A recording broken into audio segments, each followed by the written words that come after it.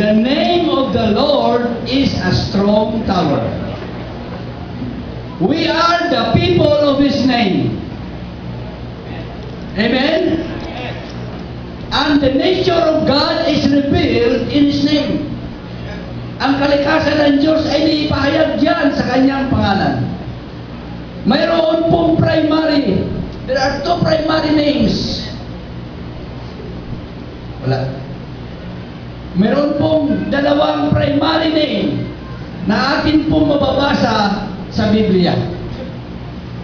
Ang una po ay ang Elohim. Ang pangalan ito, mga kapatid, ay nagsasabi about our great Creator. Siya ang lumikha. It is the creating name of God. Elohim refers to the power of God. Hindi po yan plurality ng pangalan. It is the plurality of the power of God. It is Elohim. The Bible says in the beginning, God. God there is translated as Elohim. It means to say, mga kapatid, Elohim has nothing to do with you or me. Wala po yung personal contact ang pangalan na yan. And wala po yung interaction sa pamamagitan ng Diyos at ng tao. Kaya nung sinabi ng Diyos kay Job, nasaan ka nung nilikha ko sa liputan?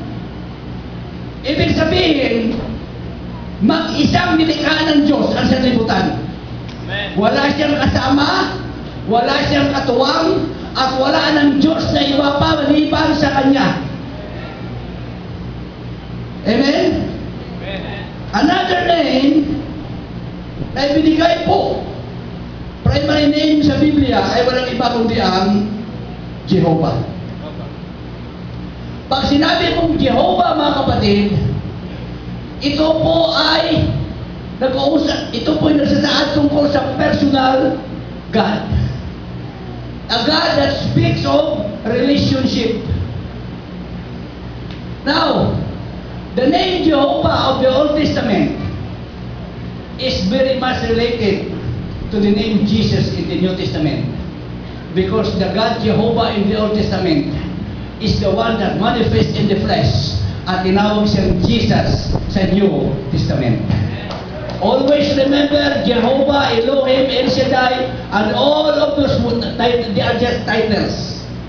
Hindi sila ang pangalan mismo ng Diyos. Because Zechariah said, on that day, the Lord shall be one, and His name, one.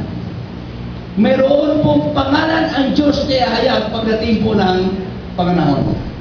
So, ang pangalan Jehovah, hindi po yan associated or distinguishing adjective or pronoun. Wala po yung adjective o pronoun. Pag sinabi mong Jehovah, wala po yung nagsasalarawan. Wala po sasabi si Jehovah ay ganito, malakas. Walang adjective yan. And there is no pronoun. There is never an adjective or a pronoun that attaches itself to the name Jehovah in the Old Testament.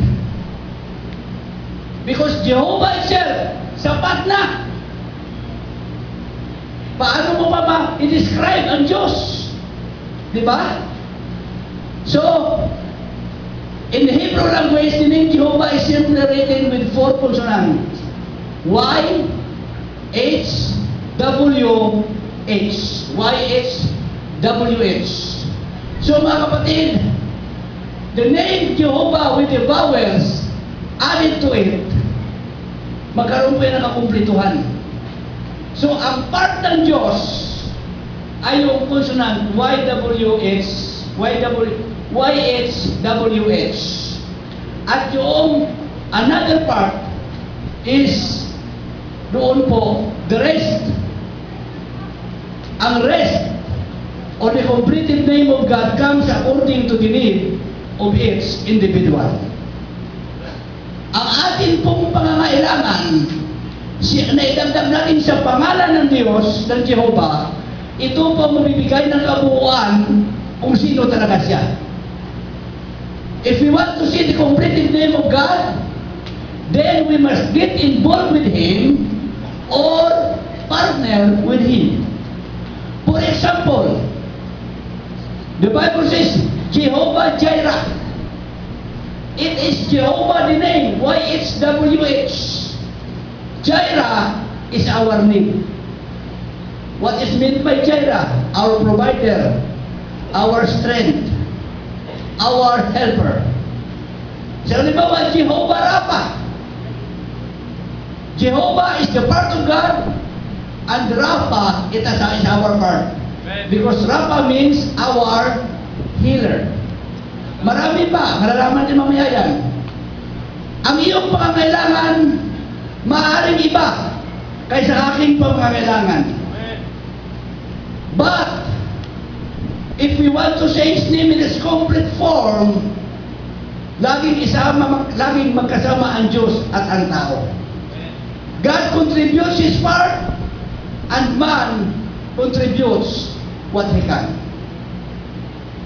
It teaches us that the name of God is never complete in the Old Testament without the needs of mankind. Hindi mo na kumpleto. Ang babae, hindi siya pwedeng maging ina kung wala siyang anak. Ang lalaki, hindi siya pwedeng maging ama kung wala siyang anak. Ang relasyon ng ina at ng ama ay nakasalalay upang magkaroon sila ng anak. Amen. So God is a God of relationship. Jehovah, the name is a God of relationship. Kaya yun po ang dahilan, mga kapatid, na ayaw ng Diyos na mayroong pagsasama na masisira. Amen. Kaya sinabi niya, what God joined together, let no man put asunder. Ang pinagsama ng Diyos, huwag hiwalayin ng tao. Amen. Because God, the primary concern of God sa bawat isa sa atin is none other than relationship. Paano mo masabi na maganda ang relasyon mo sa Diyos o ang relasyon mo sa asawa mo, sa anak mo, sa kaibigan mo, at sa kapwa mo ay hindi maganda? Paano mo masabi na iniibig mo ang Diyos kung yung kapwa mo, ang Diyos na hindi mo nakikita, o yung kapwa mo na nakikita mo, hindi mo maibig? Praise God. So, the name Jehovah to be complete, to have His name satisfied, must have the need of somebody attached to His name. Kailangan merong pangailangan na ikakabit sa kanyang pangalan. Because God has a nature. Ang kalikasan po ng Diyos ay gusto niyang tayo'y mahalin. God wants to provide. God wants to heal. God wants to comfort. God wants to lift up. And God wants to bless. Ngunit hindi po niya ito, mga kapatid. He cannot be what He wants to be kung walang isa na nangailangan sa kanyang buhay kasama ang Diyos at magsasabi, Panginoon, narito ako, may problema ako, may heartache ako, may paghihirap ako, may karamdaman ako. Hanggat hindi po natin ikinakabit ang ating pangangailangan sa pangalan ng Diyos, hindi po ito magiging kumpleto. Hindi tayo pwedeng magkaroon ng tunay na hari kung walang tunay na nasasakupan. God cannot be a provider unless somebody needs provision. Hindi siya maging helper hanggat walang nangailangan ng tulong. Hindi siya maging kalakasan kung walang mahihina. Why? Because God needs what you need. Hindi niya pwedeng punasan ang mga luha o hindi ka umiyak. Amen. Hindi siya pwedeng magpagaling sa iyong broken heart kung hindi ito broken. Hindi niya mapagaling ang cancer mo kung wala kang karamdaman. Hallelujah. Hindi makagawa ng milagro ang Diyos at makagawa ng mga bagay. Kailangan niya because God needs somebody that has in it upang may kamanifest niya ang kanyang kapangyarihan. Kung ikaw ay mahina, kung ikaw ay napapagod, if you are worn and tired, if you are sick, if you have a need, right now, you are in the right place. Because right now, you will have an encounter with a God that needs your needs.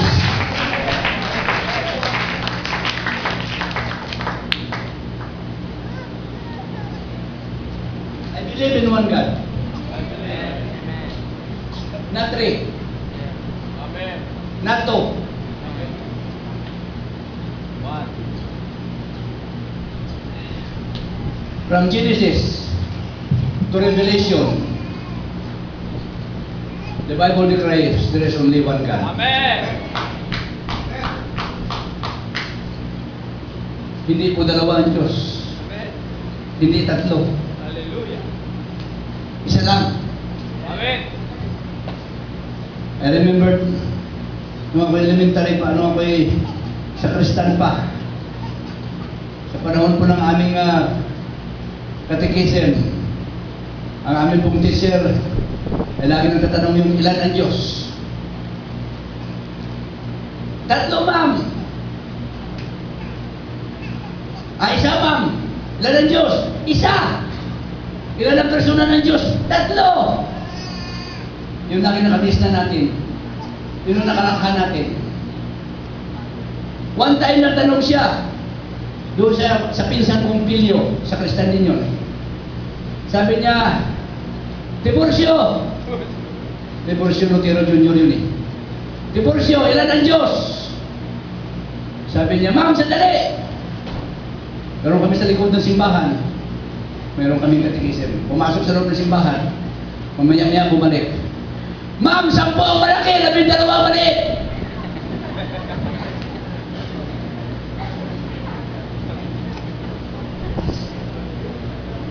Napatawa ko lang kaya. In the Bible, there are different names for one God. His names tell about whom He is and what He does. He is called the Father in creation, but it is not His name. Father is not a name. He was called the Son in redemption, but the Son is not a name. He is called the Holy Spirit, Holy Ghost in regeneration, but the Holy Ghost is not a name. What is that name? Paul said, walang ibang pangalan na ibinigay sa silong ng langit na sukad natin ikaligtas, maliban sa pangalan ng ating Panginoong Jesucristo. Hallelujah. Kaya mga kapatid, there is one God, the Bible says, one faith, one Lord, one baptism, one Father, and that Father is in us. He is enough. All we need is one God. He is our El Shaddai, the God who is enough.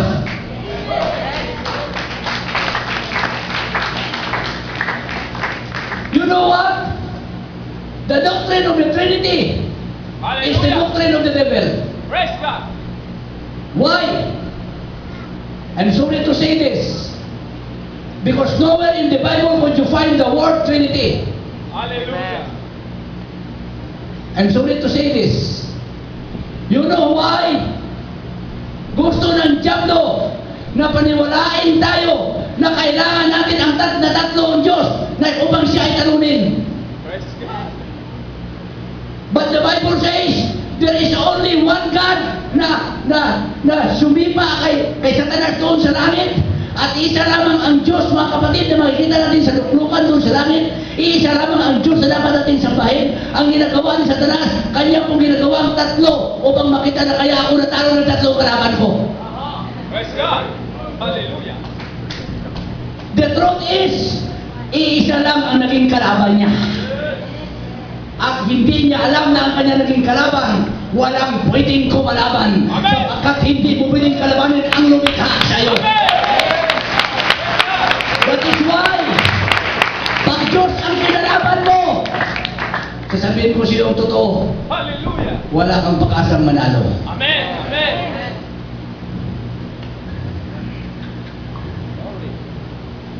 Gusto ko po, kaya ko po sinabi ito. Gusto ko pong sabihin siya gaano ka-importante sa Diyos. Kaya nilikha ng Diyos ang sanlibutan sapagkat ang kanyang pong kalikasan ay gusto niyang mayroon siyang mamahalin. Praise God. Nung ginawa niya ang mga ilog, nung ginawa niya, nung nilikha niya mga kahoy, yung nilikha niya lahat ng bagay sa sanlibutan, ito mga kapatid, ginawa niya ito sapagkat mayroon siyang plano na lumikha ng isang dapat niyang mamahalin, at yan ay walang iba kundi ikaw at ako. Amen. Amen. Amen. Before God created men, He already created all the things that are needed by men. Praise God. Hallelujah. At hindi lang yun.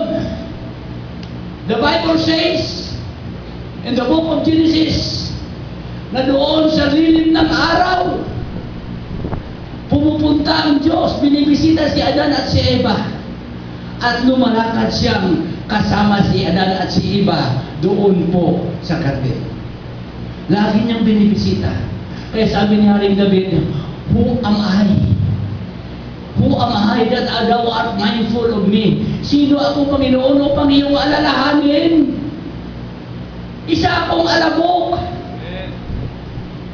He made the world because God wants to love somebody, and that is His nature. Kaya, if you have a need, you can step boldly to the throne of grace and take it to God.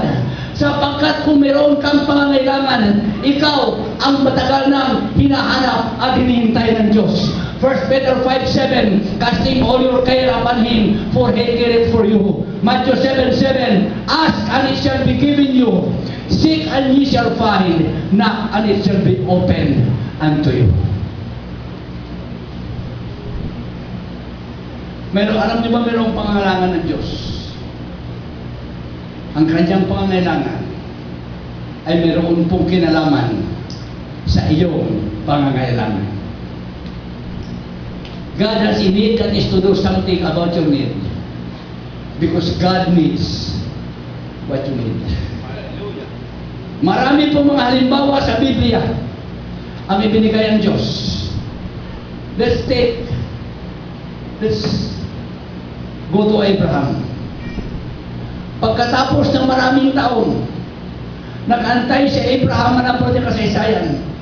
Nag-antay si Abraham na maging anak, na magkaroon ng anak. At ang sabi ng Biblia, sa araw dinalaw ng Panginoon, si Abraham, at sabi niya, Abraham, magkaroon ka ng anak. Hindi makapaniwala si Abraham, sapagkat si Sarah ay nubintaan Diyos niya. Siya ay 100 taon na. Kaya nung sinabi ng anghel kay Sarah na siya ay manganganak, siya nagdilay na patawa sa si Sarah. To make the long story short, alam ko natin ang nangyari. Nagkaroon ng katuparan ang pangako ng Diyos kay Abraham. Ibinigay niya si Isaac. Hallelujah. Kaisa-isang anak.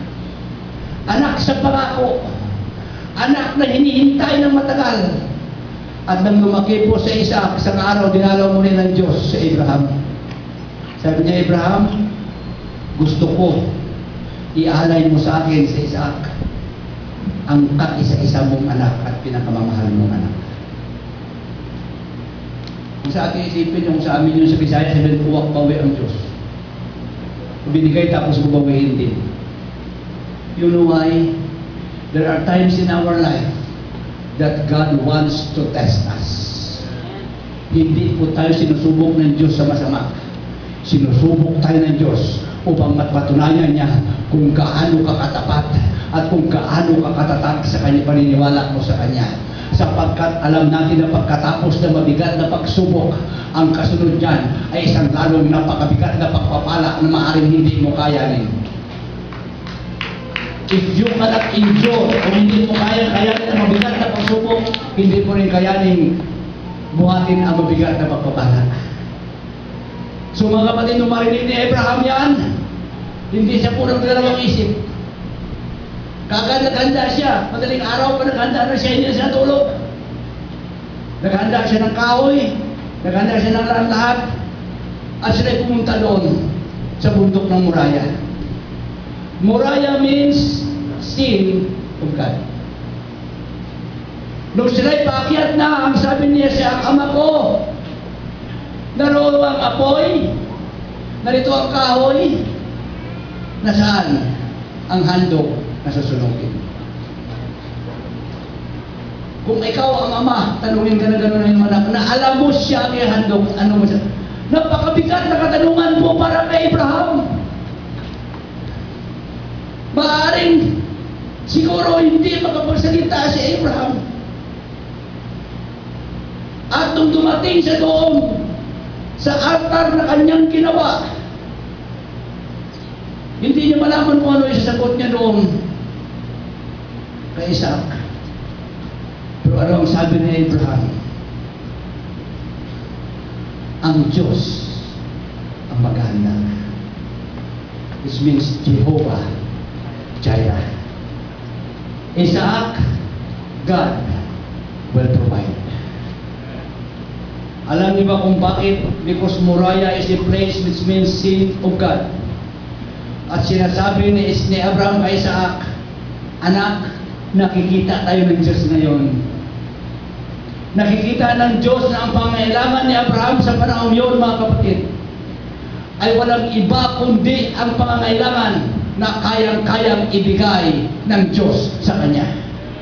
Nung sinabi ni Abraham, God would provide sacrifice, he was looking at the prophecy. Hindi lamang nakita ni Abraham ang sacrifice na ibibigay ng Diyos, but God also sees the Lamb of God which taketh away the sins of the world, which is none other than Jesus Christ Himself. Nakita niya ang isa na magbibigay ng pangailangan, hindi lang sa panahon, hindi lamang sa tao lamang, kundi sa buong sanlibutan. Nakita ni Abraham, he saw a name above every other name. He saw a name where sickness will bow. He saw a name where sorrow will flee. He saw a name above every other name. Na sa pangalan yun, lahat ng tuhod ay luluhod sa ibabaw ng langit, sa ilalim ng lupa, sa ibabaw ng lupa. Hallelujah! Yan ang dahilan kung bakit tayo nanalangin sa pangalan ni Jesus. We pray in Jesus' name. We pray healing in Jesus' name. We pray everything in Jesus' name. And we baptize in Jesus' name. Amen!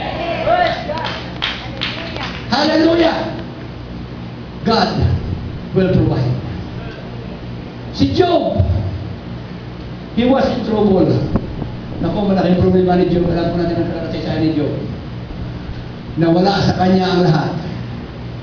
Namatay ang kanyang anak na walang kayamanan. Sabi ni Job, kailangan ko ang Diyos.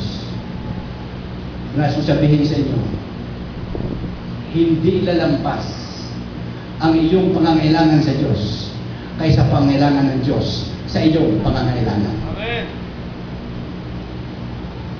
Amen? Because God created us so that we will need Him. Nilikha tayo ng Diyos upang siya ang ating magiging kailangan. At ang sabi niya, I need God. Pero sa panahon, mga kapatid, ng kanyang paghahanap sa Diyos, ano po sabi? Narito ako'y nagpapatuloy. Ngunit wala siya. Sa dakong likuran, hindi ko siya namataan. Sa kaliwa pa kasi gumagawa, hindi ko siya mamasdan. Siya nagkukumpli sa kanan na hindi ko makita siya. Sipin mo yan. Sa panahon ng napakabigat na problema mo, wala ng anak mo, Ubos ng kayamanan mo. Meron kang pangkaramdaman. May bukol ka na para sa buong katawan. Pagkatapos ang asawa mo, wala nang ginawa kundi bungangaan ka. Tapos sumunod, kailangan kita. Pero sabi niya, hindi mo makita ang Panginoon sa unahan. Sa kaliwa, sa kanan, sa likod, wala siya. Pero tumigil ba si Job? Because Job believed that his God is a Jehovah Jireh. Ang sabi niya, ngunit nalalaman niya ang daan na aking nilalakaran. Pagka ako'y nasubok niya, lalabas akong parang Amen! Amen. I just want to tell you, church, hallelujah. Ano man ang pangailangan mo sa panahon ito, maaaring wala, hindi mo na para ikaw ay wala ng pag-asa. Pero ang nais ko lang sabihin sa iyo, ang sabi ni Job, nagpapatuloy ako. Ano bang sabi niya? Talastas ko na ang aking manunubos sa akin ay buhay, at siya'y tatayo sa lupa sa kauli-ulihan. At pagkatapos ng mga ibang ganito aking balat, gayon may makikita ko ang Diyos. Kung makikita ko ang Diyos sa aking laman. Sipin mo yun, punong-puno na siya ng bukong. Hallelujah. Why? Sapagkat alam ni Job na ang Diyos na kanyang pinaglilingkuran ay ang Diyos na kailanman hindi siya binigo sa kanyang pangangailangan. Amen? Ng Israel, hindi nila alam ang daan. Nasa harap sa pulang dagat, nasa likod, ang sundalo ni Paraon handang-handang pumatay. Nasa kaliwa, doon naroon ng muog, naroon ng sentry ng mga Egyptians. Din sa kabila, puro mga swamp, maraming mga buhaya. Hindi nila alam ang daan. But when they called on God, sabi ni Moses, stand still. Anong sabi ng Diyos? No, Moses. Anong sabi ng Diyos? Go forward. Maaaring nakikita mo ngayon sa buhay mo ang pulang dagat, hindi mo alam ang daan, hindi mo alam kung paano mo makakatawid. Pero may salita ang Diyos sa iyo sa araw na ito. Hallelujah! Magpatuloy ka lang. Just go forward. Hallelujah! Hinati ng Diyos ang tubig. At ito mga kapatid, ang hindi ko may paliwanag at hindi ko maunawaan. Pero mga kapatid, hindi ko na kailangan unawain pa sapagkat ang Diyos na ang naglilingkuran mga kapatid ay hindi talaga lubusang maunawaan ng kanyang kapangyarihan. Amen! They walk on dry ground. If you will read the Bible, nung hinati ang pulang dagat, tubig sa kabila. Pero ang sabi ng Biblia, lumakad sila sa tuyong lupa. Amen! Amen! Praise God! Glory! Alam niyo ba minsan mga kapatid, yung mga kabuluhan, problema na hinaharap natin sa ating buhay, iyan ang magiging pader mo. Bakit pinagkatiwala mo lang sa Diyos, mga kapatid? Alam niyo ba kung bakit yung tubig sa kabila ng pader yun? Para yung ibang tubig hindi makapasok. Yung tubig sa kabila, pader din yun. Para yung ibang tubig hindi makapasok, lumalakad sila sa tuyong lupa. Hallelujah! Dinala sila ng Diyos sa amin doon sa lupang pangako. Maaaring the clouds may be heavy above you. The dark skies may have visited you and you have a need in your life. But I would like to tell you, church, there is a God that can see where you are. All you need to do is bring your need to Him and He will provide. God bring His part, you bring your part. When you put them together, a miracle will happen. Amen! Amen!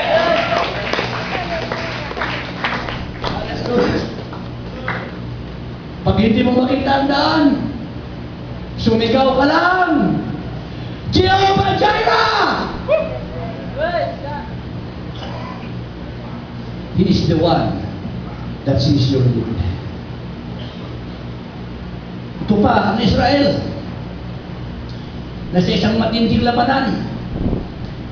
At ang sabi nila, talo na tayo. Natatalo talaga sila.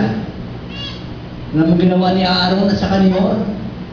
Itinaas ang kamay ni Moses at sumigaw sila, Jehovah Nisi. They called on Jehovah, pero hindi makakilos si Jehovah hanggat hindi idinugtong ang kanilang pangangailangan. Jehovah Nisi, God is our banner. God is our victory. Ang Diyos po ating kapitan na dapat maghunang po sa ating buhay. Ang Diyos ang ating leader na magbibigay sa atin ng tagumpay. Ang Diyos po ang palaging maging general natin at siya manghuna sa ating buong army. Kailangan ni Moses needed victory, but he needed God to go before him in the battle. Maaring sa digmaan tayo ngayon, kagaya ni Moses. Kasing bigat ng digmaan na hinaharap ni Moses. At hindi mo alam, you don't know, hindi mo alam kung ikaw ay magkatagumpay. Maaring ang kaaway mo ay napakalakas, napakapangyarihan. Meron po akong sasabihin sa inyo ngayong umaga. Pag meron kang Jehovah Nisi, meron kang kapitan na kailanman hindi nagkaroon ng pagkatalo sa digmaan. Because He is a God that sees our needs. Hallelujah. Hallelujah. Si Hezekiah, nung marinig niya, mga kapatid, ang balita, umiyak siya sapagkat ang pakinggan niya puro pagdududa. Ang sabi nila ng mga tao, kagaya tayo ng isang ibon sa loob ng kulungan. Hindi na tayo makatakas dito sa apat na pader ng Israel. Walang paraan para matalo natin ang malaking sundalo ng Assyrian. Lahat nagreklamo. But when Isaiah and Hezekiah went before the Lord in prayer, alam niyo mga kapatid, it is very important. Gaano man kabigat ang iyong problema. Ang sabi nga, pag may problema, kawag mo hanapin ang solusyon ng problema. Bakit? Ang hanapin mo ay yung nagbibigay ng solusyon sa problema mo. Amen. Praise God. Amen. Hallelujah. Seek God in prayer. Samantalang iba ay natatakot, samantalang iba ay nagkalinlangan, at ang sabi na ito ng araw, ng mahuling araw ng ating kalayaan. Ngunit dumating po ang salita ng Diyos, ang sabi ng Panginoon sa kanya, Hezekiah, the battle is yours, the battle is mine. Nung magising sila ng umaga, 185,000 Assyrians patay doon sa tabi ng pader ng Jerusalem. Hindi po sila nagpitaw ng isa man lamang pana, hindi man lamang sila nagtaasan ng kamay upang itaga ang kanilang mga tabak. Why? Because there is a Jehovah Nisi. Hallelujah. Hallelujah. If you let God move before you, you will have the victory. Add your name to His name. Si Gideon. Sabi ng Panginoon, dumating po yung mga Midianites. Sinakop sila. Sinisira ang kanilang mga ubasan. Sapagkat alam niyo ba ang style ng kalaban ng unang panahon, ang una ay nila ang food supply. Sapagkat pag wala ng food supply, manghihina na yan. Nasaan si Gideon? Nagtatago po doon sa ubasan. Gumigiit ng ubasan, ng ubas, nagtatago, takot sa mga Midianite. Dumating ang anghel, ang sabi niya, "Oh, thou mighty man of valor! Ikaw na lalaking matapang," sabi ni Gideon. Tingin-tingin siya sa kanyang kapaligiran, wala naman siya kasama, sila nag-iisa. Sino ka na namin matapang sinasabi nito? Sabi niya, "Ako ba?" Sabi ng anghel, "Ikaw nga. Nagkamali ka yata. Ako ang pinakamaliit sa aming lahi. Ang aming lahi ay hindi warrior." Pero alam niyo ba ginawa niya mga kapatid? Natakot siya sa kalaban, pero dahil tinawag siya ng Diyos, gumawa siya ng altar. At alam niyo ba kung anong pangalan ng altar? Jehovah Shalom. Nang ibig sabihin, Jehovah is peace. Ang dahilan kung bakit wala po tayo mga kapatid, minsan kapayapaan sa ating buhay, Sapagkat minsan nakakalimutan na natin ang ating mga altar. Amen. The Bible says, the name of the Lord is a strong tower. Hallelujah. There is peace in His name. There is protection in His name. There is power in that name. The righteous run it into it and is safe. May garantiya ka. Tumakbo ka lamang doon sa malaking buok. Sa pangalan ng Panginoon, may kaligtasan ka. Jeremiah, siya po ay kinulong. Siya po ay pinag-akusahan ng hindi tama. He was unjustly accused. Ang kondisyon niya po, mga kapatid, may karamdaman pa siya. Pero mga kapatid, tumawag siya sa Diyos at ipinahayag ng Diyos ang kanyang sarili. And Lord, walang hustisya ako na natanggap. Ikinulong ako, Panginoon, wala akong kasalanan. Because he is asking for justice to God. God revealed Himself as Jehovah Tsidkenu, which means Jehovah is righteousness. Kung kayo man ay walang parang nakaranas kayo ng mga injustice sa buhay mo, I am telling you, just call on Jehovah Tsidkenu and He will bring justice in your life. Kapag ginawaan ka ng iba ng masama, kung ikaw ay na-mistreat ng iba, at parang hindi maganda ang nangyari sa buhay mo, ang sabi ng Panginoon, vengeance is mine, I will repay. What we need is a church that will step back and trust God, who is ready to meet us always in our needs. Ang kailangan ng Diyos ay ang kanyang mga church. Mga kapatid, bigyan mo ng daan ang Panginoon. Bigyan mo ng daan ang galit ng Panginoon. Bigyan mo ng daan ang Diyos sa buhay mo. Give way to God. Kapag ka meron kang mabigat na pangangailangan, bigyan mo ang daan ang Panginoon. Huwag mong pasanin ang mabigat na pangangailangan niya. Amen. Hindi mo yan kaya. Amen. Pero pag ang Diyos ang kasama mo, mga kapatid, maaari ng iyong kabigatan. Kasama mo ng marami. Binubuan, hindi mo kaya. So sabihin ko sa iyo, kasama mo man ang buong sanlibutan, hindi kaya ang iyong kabigatan. One with God is enough. Hallelujah. Si Ezekiel, siya po dinalang bihag doon sa Babylon. According to history, 490 years, hindi po siya naka-observe ng Sabat. And then, pinarusahan ng Diyos ang Israel for 70 years doon sa Babylon. At doon po sa Book of Psalms, mababasa natin doon na they were feeling sorry for themselves. They were outcast. Hindi na sila makaihip ng kanilang mga heart. Pero alam niyo mga kapatid, Ezekiel refused to be brought into that kind of atmosphere. Kahit na kami ay sa malayong lugar, kahit na kami bihag, ayaw po ng ganito ng kapaligiran. Tinignan niya ang kapaligiran para ba nakita niya ang kanyang mga kasama ay parang lumpot na lumpot. Parang wala ng pag-asa. Sumigaw si Ezekiel, Jehovah Shammah! The Lord is here! God is here! Maaaring tayo ay mayroong captivity. Maaaring sa paningin mo, wala kang bright future. Pinas kong sabihin sa iyo, ang Diyos ay naririto. Amen. That is why David said, yea, though I walk in the valley of the shadow of death, I will fear no evil, for thou art with me. Hallelujah. Hallelujah. Hallelujah. Hallelujah. Ano man ang inaarap mo ngayon, as black as it may be, it doesn't matter if God is with you. God is here right now. God is always in your life. He is there when you have a struggle. He is there when you have a sickness. He is there when you have a sorrow. He is there when you have a pain. He is there when you have a distress. All you have to do is to attach all your needs to the name of God and say, God, I need you. You bring your need to His need and He will meet your need.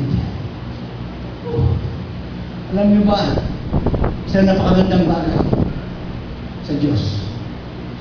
Pag meron siyang alam na may nangangailangan, kahit may appointment pa yan, babalik yan. Pupuntahan ka niya.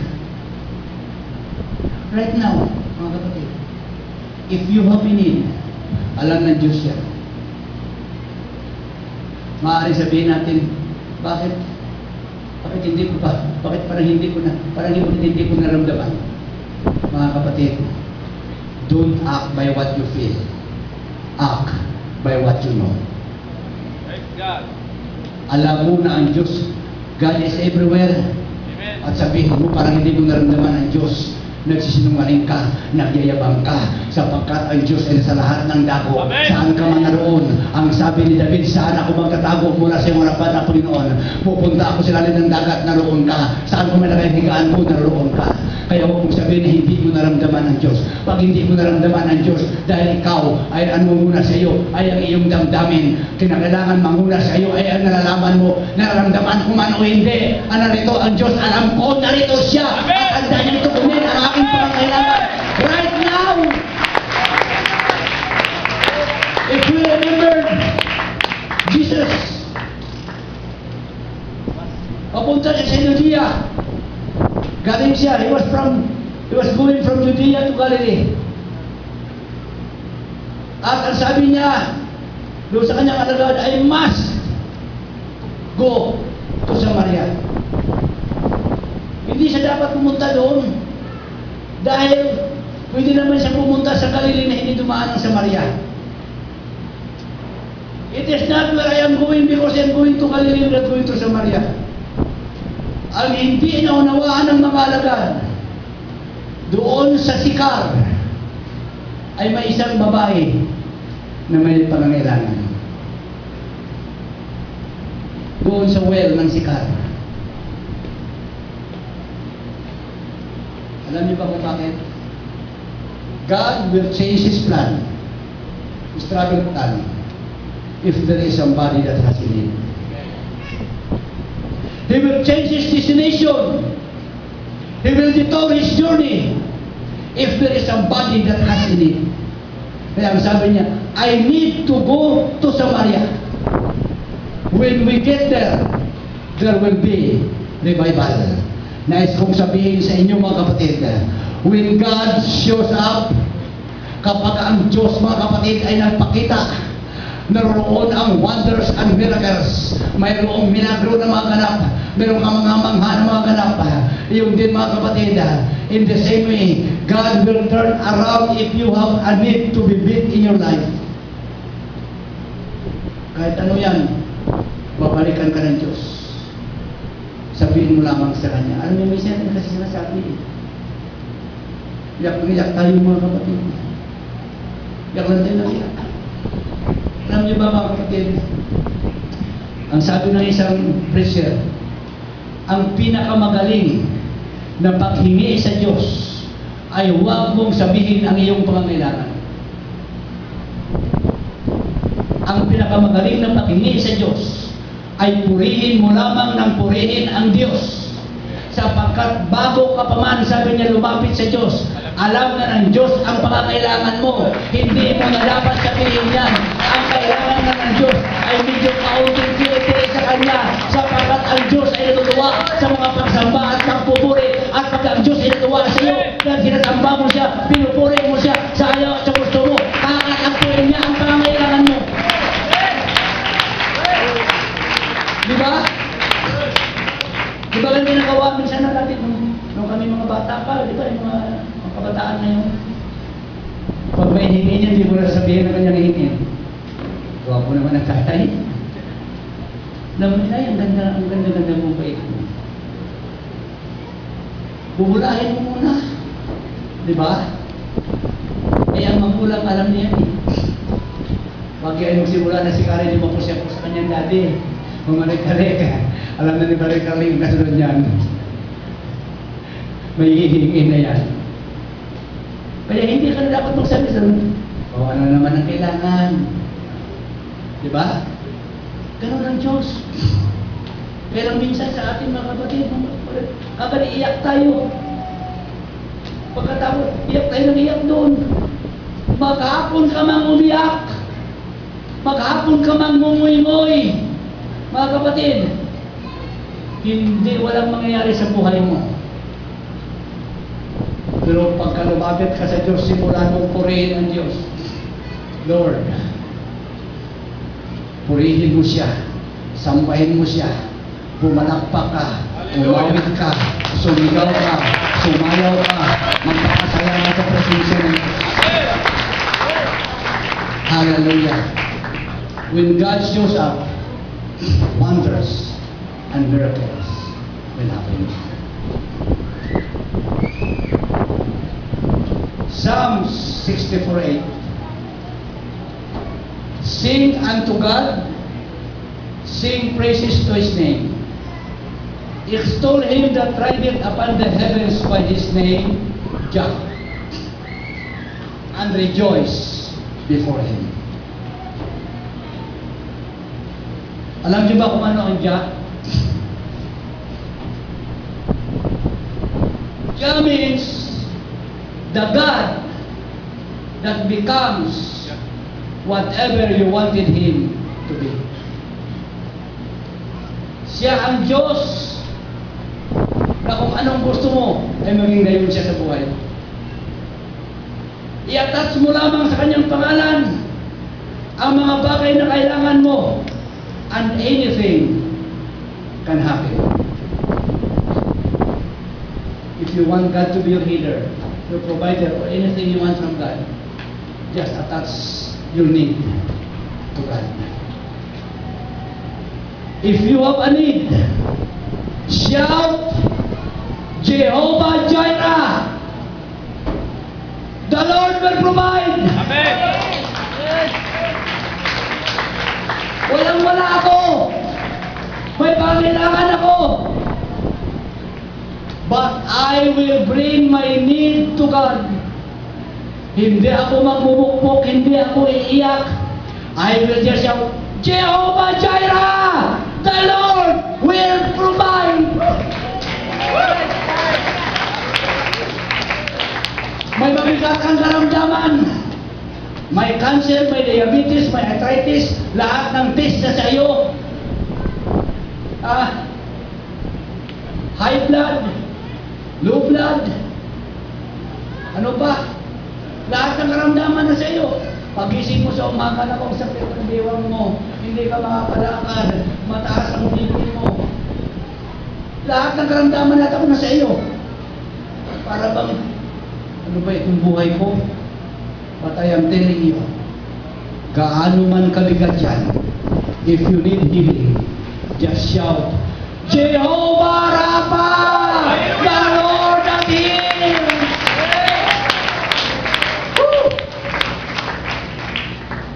Naharap ka sa isang pakikipagbaka. Gusto mo ng tagumpay, mga kapatid. Para bagang ang kaaway ay hindi mo na kaya. Babagsak ka na. Problema sa kaliwa, problema sa kanan, pagsubok sa harapan, karamdaman sa likod, wala ka nang mapuntahan. Diba? Para bang ganito ka sa ganito, tatago ka sa harapan, sa likuran. Ay, sa harapan naman may problema, may nahabol na problema, tabo ka dito. Meron namang karamdaman, punta ka sa kabila, wala kang mapagtaguan, anong magawin mo?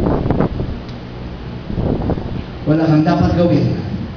Sumigaw ka lamang, Jehovah Nissi! You are my banner! You are my victory! Hallelujah! Kung naramdaman mo na para bagang ikaw guilty sa iyong kasalanan, you need cleansing in your life. Para bang lagi ka nang kinukonsensya sa mga nagawa mo siya ng hindi kasi trabaho ng Diyos doon.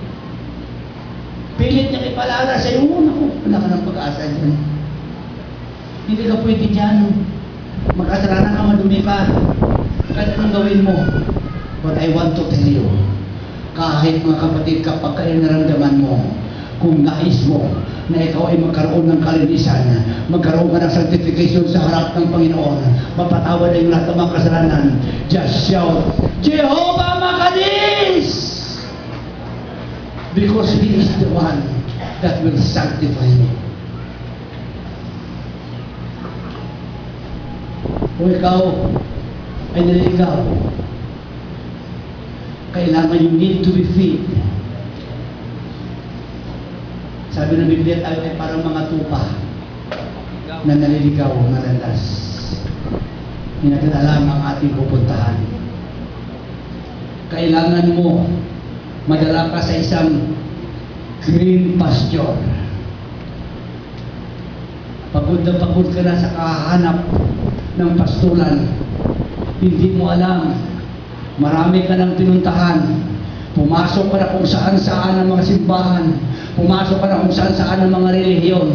Iba't iba ng pinuntahan mo. Naghahanap ka ng kapahingahan. Naghahanap ka ng kapayapaan sa isang pastulan na hinahanap mo kagaya ng isang tupa. Hallelujah. Wala kang matagpuan. Sumigaw ka lamang. Jehovah Raah!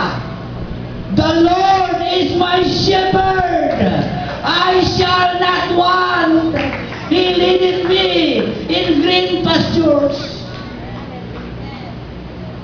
Kaya ang sabi niya, come unto me, all ye that labor and heavy laden, and I will give you rest.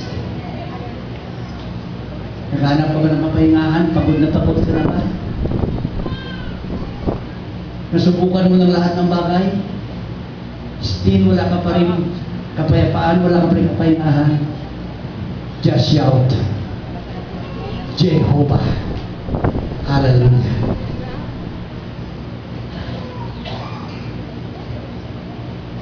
Hallelujah. If you need comfort and peace, kailangan mo ang kaliwan, kailangan mo ang kapayapaan, wala kang dapat gawin. Just shout, Jehovah Shalom, the Lord our peace. Kung naharap ka sa isang malaking digmaan at parang hindi ka mananalo, just shout, Jehovah Sabaoth, the Lord of hosts Almighty. Kung ikaw ay, if you are treated unjustly, kapag ikaw ay parang bang inaapi ka, mga kapatid, you just shout, Jehovah Tsidkenu, the Lord our righteousness. Kung kailangan mo ang kaaliwan sa iyong kalungkutan, parang nasa isip mo nag-iisa ka na, kagaya ni John doon sa island of Patmos, sumigaw ka lamang, Jehovah Shammah, the Lord is present. If you want to worship God, and you want to know God as He is, just shout, Jehovah Elyon, the Lord Most High.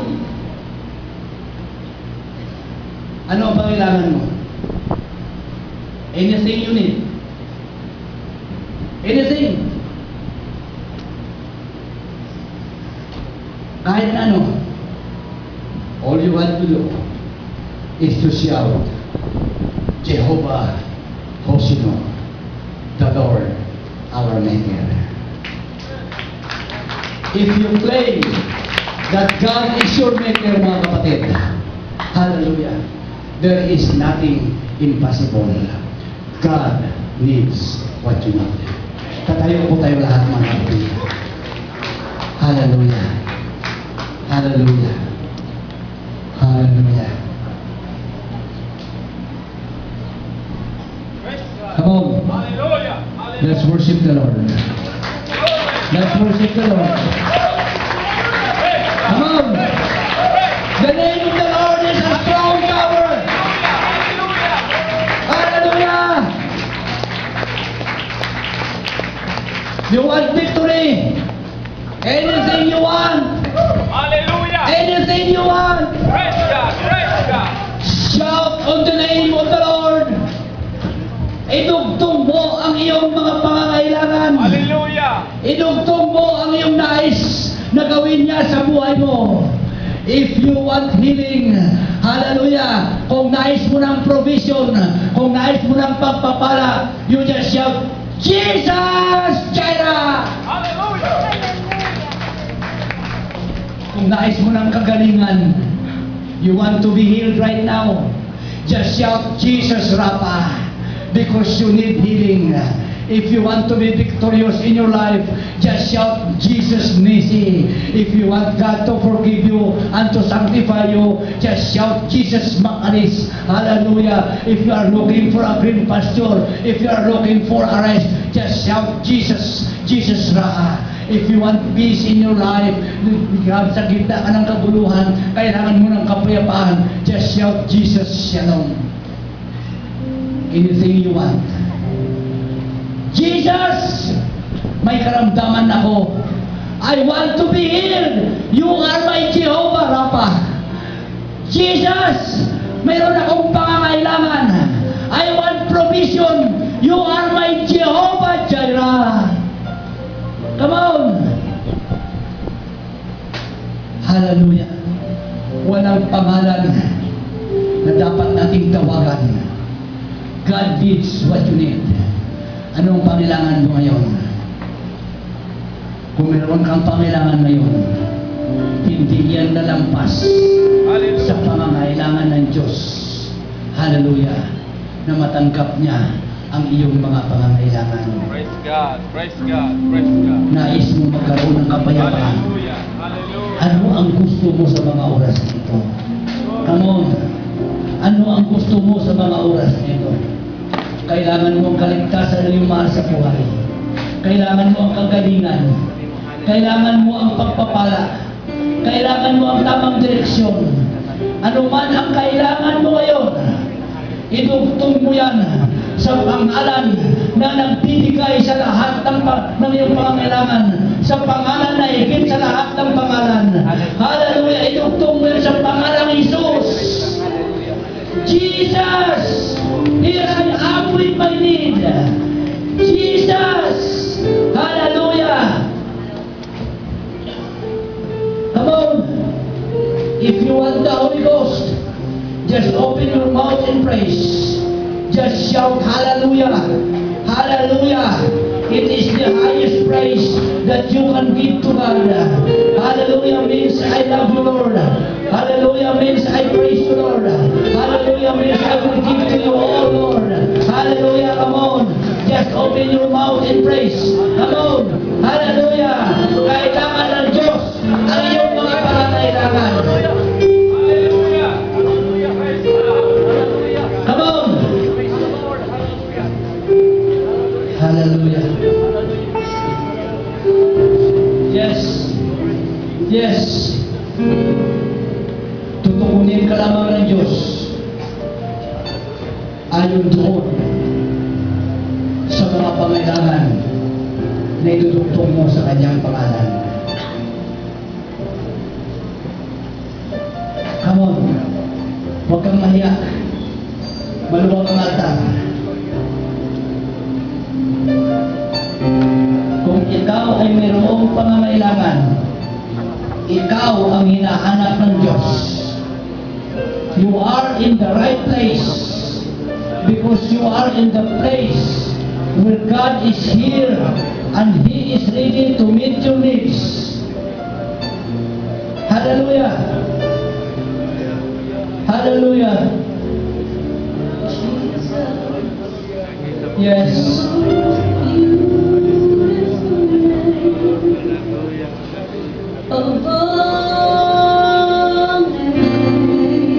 Oh, hallelujah. Oh, buksan mo lang ang bibig mo, kapatid. Magsabi kang hallelujah, hallelujah. Sige lang.